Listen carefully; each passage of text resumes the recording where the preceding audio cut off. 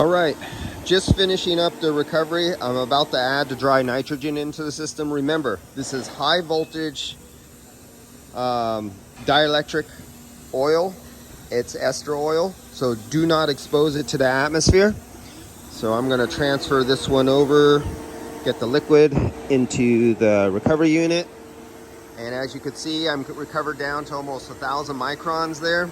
So let's close up my feed there. I'll loosen this one up a little bit because I'm going to purge it with a little nitrogen. So here I come over here. I'm hooking up to the nitrogen. Okay, I already have the nitrogen on. I have the regulator. My regulator is busted, as you can see. I dropped my tank and smashed my gauges, but I don't need that. I have my ears and I have a regulator right here and a pressure. You hear that? So now I just purged out my line right there.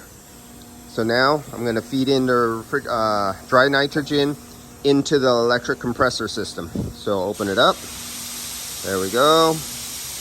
We're still negative. Open up some more. There we go. Now we're positive pressure, about 5 psi. That's all you need. Even that, you don't even need that much. 1, 2 psi. Be safe.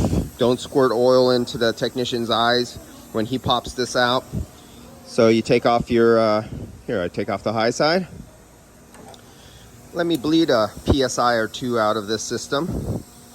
So I have the high side off, but I still have the low side on because I want to bleed a little bit out. So I'll make sure this is off. This is disconnected. So now I could bleed a little bit out because I don't want to risk.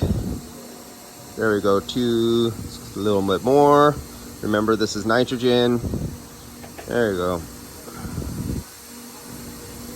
2 psi. So we have 2 psi in the system, positive pressure.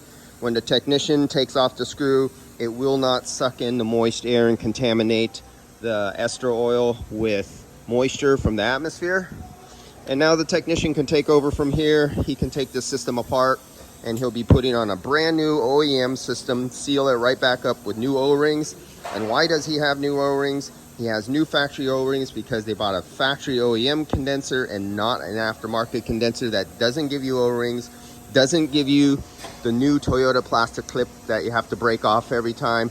And aftermarket condensers don't give you the OEM DENSO ND11 oil required for this electric high voltage compressor. All right, see you guys. Buy OEM.